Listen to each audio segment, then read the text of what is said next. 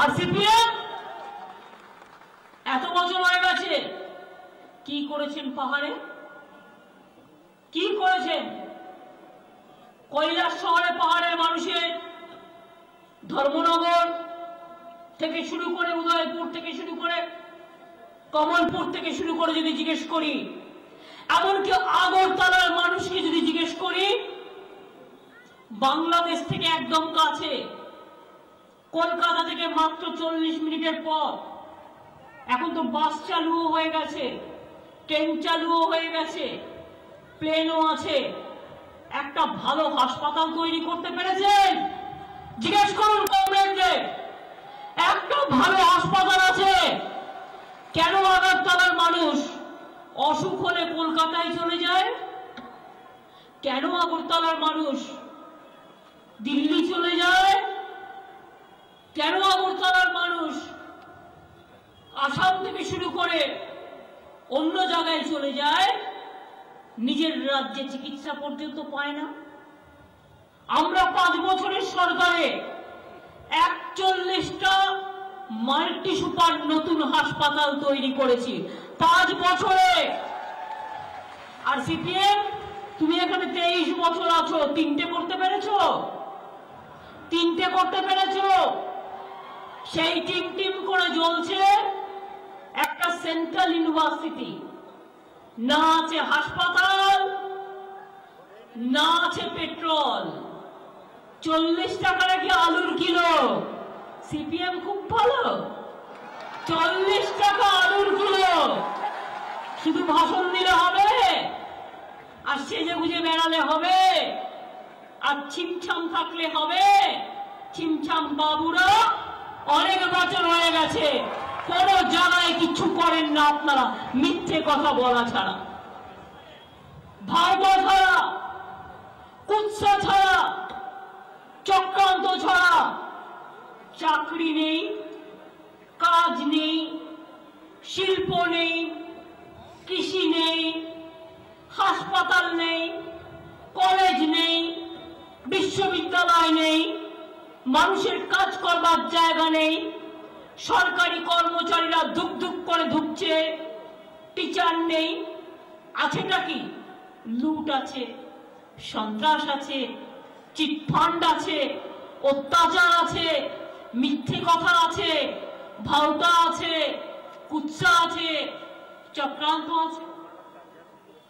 আর কি আছে? আর কিছুই নেই। তাই মনে রাখবেন, এই জায়গাটাকে আছে বলে নিয়ে আসতে হবে। এত কিছু পাওয়ার পরেও যারা কিছু করতে পারে না, আরে বিচারটা হবে কোত্থেকে?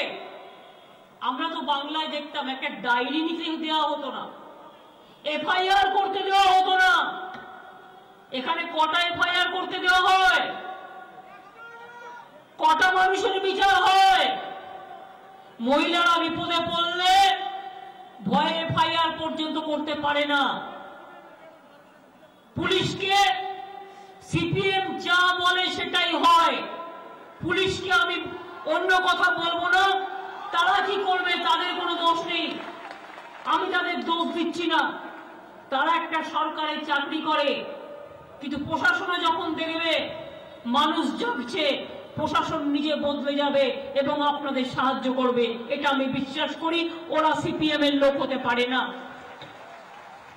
এটা আমি বিশ্বাস করি। তাই আমি মনে করি পাহাড় এবং সমতল সবটাই ভালো করে করা হবে। আমরা যদি বাংলায় 40 লক্ষ ছেলে মেয়েদের 9, 10, 11, 12 সব ছাত্রছাত্রীদের সাইকেল দিতে পারি, আমরা যদি 9 কোটি লোকের মধ্যে 8 কোটি লোককে 2 টাকা কিলো চাল দিতে পারি, আমরা যদি বাংলায় আমার গার্ল চাইল্ড, যারা আমার কন্যা সন্তান, আপনারা জানেন আমরা ক্লাস 8, 9, 10, 11, 12 ওদের আমরা 1000 টাকা করে স্কলারশিপ দিই। আর যখন তার 18 বছর বয়স হচ্ছে, সে যদি পড়াশোনা করে তাকে আমরা 25,000 টাকা তার ব্যাংক অ্যাকাউন্টে জমা দিয়ে দিচ্ছি। অর্থাৎ এটা হচ্ছে কন্যাশ্রী। বাংলার মেয়েরা আমাদের সম্পদ, এরা আমাদের গর্ব। এরকম অনেক প্রোগ্রাম, তপশিলি ছেলে মেয়েদের জন্য শিক্ষাশ্রী, আদিবাসী ছেলে মেয়েদের জন্য শিক্ষাশ্রী, সংখ্যালঘু ছেলে মেয়েদের জন্য 17% রিজার্ভেশনের মধ্যে দিয়ে ওবিসি, 97% মুসলিম ছেলে মেয়েদের ঢুকিয়ে দিয়েছি হায়ার এডুকেশনে, গভর্নমেন্টের চাকরি বাকরিতে, সব সুযোগ সুবিধাতে। আমার ট্রাইবেল ভাই বোনেরা আছে, আমার সাঁওতাল ভাই বোনেরা আছে, তো এখানেই বা কেন হবে না? তৃণমূল কংগ্রেস আসলে খাদ্য সাথী হবে, সবুজ সাথী হবে, কন্যাশ্রী হবে, যুবশ্রী হবে, শিক্ষাশ্রী হবে, সবুজ সাথী হবে। এমনকি জেনে রাখুন, ত্রিপুরায় আমি জানি ছেলে মেয়েরা খুব ভালো গান গায়, অনেক শিল্পী আছে, কীর্তনিয়া বলুন, বাউল বলুন, ভাটিয়ালি বলুন, ভাওয়ালি বলুন, রবীন্দ্রসঙ্গীত বলুন, নজরুল গীত বলুন, যাত্রা বলুন, নাটক বলুন, সাহিত্য সংস্কৃতি বলুন, বাংলায় 50,000 শিল্পীদের, তার বেশি 60,000 শিল্পীদের, কত হয়েছে এটা 60,000-এর ওপর আমরা তাদের পেনশন দিই এবং তাদের সরকারি বিজ্ঞাপনে কাজ করাই। আজকে তারা নিজে পায়ে দাঁড়িয়ে গেছে, কেউ থামসা বাজায়, কেউ মাদল বাজায়, কেউ ছৌ গায়। আপনাদের ত্রিপুরাতেও অনেক প্রতিভা আছে। আজকে দীপার জন্মদিন, শুভ জন্মদিনে তার প্রতি অনেক শুভেচ্ছা রইল আমার। খুব ভালো করেছে, আরো ভালো করুক। আমরা চাই সারা পৃথিবীর কাছে সে ত্রিপুরার সম্মানকে, ত্রিপুরাকে বিশ্ব জয় করে দেখা। ইয়েস, আমরা পারি। তার পরিবারের প্রতি আমার অনেক অভিনন্দন, ত্রিপুরাবাসীর প্রতি আমার অনেক অভিনন্দন, ত্রিপুরার মা ভাই বোনেদের প্রতি আমাদের অনেক অভিনন্দন। আপনারা বলুন তো, ত্রিপুরার মানুষ বিনা পয়সায় চিকিৎসা পায়? বিনা পয়সায় চিকিৎসা পায়? বিনা পয়সায় ওষুধ পায়? বিনা পয়সায় বেড ভাড়া পায়? আমাদের বাংলায় জেনে রাখুন, কোন সরকারি হাসপাতালে পয়সা লাগে না, বিনা পয়সায় ওষুধ, বেড ভাড়া ফ্রি এবং বিনা পয়সায় চিকিৎসা। এবং তাছাড়াও যারা প্রাইভেটেও দেখায়, ন্যায্য মূল্যের ওষুধের দোকান করে দিয়েছি, ন্যায্য মূল্যের ডায়াগনস্টিক সেন্টার করে দিয়েছি। একটা কিডনি ডায়ালিসিস করতে গেলে, হাসপাতালে গেলে তার পকেট শেষ হয়ে যায়, বাংলায় গরিব লোক হলে বিনা পয়সায় হয়ে যায়। আমি প্রায় 15,000 বাচ্চাকে বিনা পয়সায় হার্ট অপারেশন করে দিয়েছি। মনে রাখবেন, এরকম গরিব কেস থাকলে বলবেন, আমরা নিশ্চয়ই দেখে দেব। আমরা সব সময় মানুষকে সাহায্য করি। ন্যায্য মূল্যের ওষুধের দোকান, এখানে দেখি 36 থেকে 40 টাকা আলু। বুঝুন, আলু সেদ্ধ ভাত খাবেন, কি করে খাবেন? 1 কেজি আলুর দাম যদি 36 থেকে 40 টাকা হয়, আর একটা লোক যদি মাসে 10,000 টাকা মাইনেও পায়, অতটাও অনেকে পায় না, তাহলে খাবেন কি? আলু সেদ্ধ ভাত খাবেন না কাঁচা কলা খেয়ে থাকবেন? কাঁচা কলা পাওয়া যায় তো, দাম কত? কি খেয়ে থাকবেন? আমাদের বাংলায় তো এটা নেই। আমাদের তো দাম বেড়ে গেলেই আমি 14 টাকা কিলো বিক্রি করি ন্যায্য মূল্যের দোকান থেকে। করে দেখান সিপিএম এর বন্ধুরা, তারপরে মমতা ব্যানার্জিকে গালাগালি দেবে। গালাগালি দেওয়ার জন্য তো ময়দান আছে। মিথ্যে কথার ফানুস অনেক উড়িয়েছেন, উড়িয়ে কোনো লাভ নেই। বাংলার মানুষ সিপিএম কে কোনোদিন ক্ষমা করবে না, করবে না, করবে না। আর কংগ্রেস দল সিপিএম কে মদত দিয়ে গেছে। আমাদের দুঃখ এটাই, আমিও একদিন কংগ্রেস করতাম। কেন ছেড়ে দিয়ে চলে এসেছিলাম? যেদিন দেখেছিলাম সিপিএম এর ওরা একেবারে বি টিম হয়ে গেছে, সেদিন আমি ছেড়ে দিয়ে চলে এসেছিলাম। আর ছেড়ে দিয়ে চলে এসেছিলাম বলেই বাংলায় সিপিএম গেছে এবং তৃণমূল কংগ্রেস এসছে, মানুষের সরকার হয়েছে। আজও ত্রিপুরায় সুদীপ রায় যে স্ট্যান্ড নিয়েছে কংগ্রেস থেকে ছেড়ে এসে তৃণমূলে, এটাই ওদের টার্নিং পয়েন্ট, এটাতেই ওরা জিতবে। কারণ দিল্লির নেতারা বাংলাকেও বোঝে না, ত্রিপুরাকেও বোঝে না। দিল্লির নেতারা শুধু দিল্লি বোঝে, দিল্লিকার লাড্ডু বোঝে, দিল্লির স্বার্থ বোঝে, তারা বোঝে না গরিব মানুষদের কথা।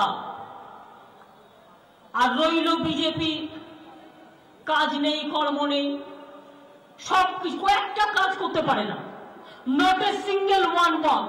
জিএসটিটাও আমরা করে দিয়েছি সবাই মিলে। আমাদের অমিত মিত্র ছিল জিএসটি কমিটির চেয়ারম্যান, দেশের স্বার্থে এটা আমাদের কমিটমেন্ট ছিল, আমরা করে দেখিয়ে দিয়েছি। তৃণমূল কংগ্রেস যেটা করতে পারে অন্য কেউ করতে পারে না। আর বিজেপি সরকার দেখুন, কাজ নেই, কর্ম নেই, নির্বাচন আসলেই ঢোল নিয়ে বেরিয়ে পড়ছে, আর নিয়ে হচ্ছে হরে কৃষ্ণ হরে রাম, সিপিএম সব বাম, কি যে বলছে ভগবান জানে, পুরো মদত দিয়ে চলছে, আর কিছু নেই। বাংলায় তৃণমূল কংগ্রেস কিচ্ছু করেনি, চিটফান্ড হয়েছে 1980 সাল থেকে, একটা সিপিএম কে গ্রেফতার করেনি।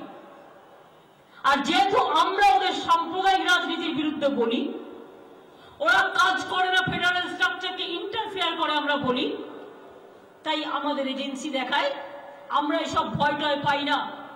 সিপিএম এর বন্দুকের বিরুদ্ধে লড়ে এসেছি, অনেক নরকঙ্কাল আমি দেখেছি, মানুষকে কুপিয়ে কুপিয়ে খুন করে হলদি নদীর জলে ভাসিয়ে দিয়েছে। আমি সিঙ্গুর দেখেছি, নন্দীগ্রাম দেখেছি, নেতাই দেখেছি, মরিচঝাপি দেখেছি, বানতলা দেখেছি, সেরকম আপনাদের এখানেও কমলপুর আমি দেখেছি, উদয়পুর আমি দেখেছি, আমি অনেক অত্যাচারকে দেখেছি। তাই বলি বন্ধু, ভয় দেখিয়ে আমাদের কিছু লাভ নেই, ভয় দেখিয়ে লাভ নেই। তাই পরিষ্কার বলি, এই যে এখানকার সরকার 142টা চিটফান্ড তৈরি করেছিল, চিটফান্ডের সবচেয়ে বড় বন্ধু মানুষের কয়েকশো কোটি টাকাকে তছনছ করেছে, কই তাদের বিরুদ্ধে কোনো ব্যবস্থা হয়েছে? হয়নি। কারণ তাদের বন্ধুত্ব রেখে চলতে হবে। আমাদের এটা নীতি নয়, আমাদের নীতি সবার জন্য এক। তাই আমি পরিষ্কার বলি, যে কথা বলবো সে কথা করব। আর মনে রাখবেন, তৃণমূল কংগ্রেস যদি দায়িত্ব নেয়, আজকেও যা বলবো 1 মাস বাদেও তাই বলবো। আমি চাই এখানকার তৃণমূল কংগ্রেস শৃঙ্খলাবদ্ধভাবে তৈরি হোক, যে তৃণমূল কংগ্রেস আগামী দিন শুধু ত্রিপুরা জয় করলেই হবে না, মানুষের কাজ করতে হবে। তৃণমূল কংগ্রেস মানে উন্নতি, তৃণমূল কংগ্রেস মানে প্রগতি, তৃণমূল কংগ্রেস মানে এগিয়ে যেতে হবে, তৃণমূল কংগ্রেস মানে ছাত্র যৌবন, তৃণমূল কংগ্রেস মানে মা বোন, তৃণমূল কংগ্রেস মানে ভাই বোন, তৃণমূল কংগ্রেস মানে শ্রমিক কৃষক, তৃণমূল কংগ্রেস মানে শিক্ষক শিক্ষিকা, তৃণমূল কংগ্রেস মানে গুড গভর্নেন্স, তৃণমূল কংগ্রেস মানে পাহাড় সমতল।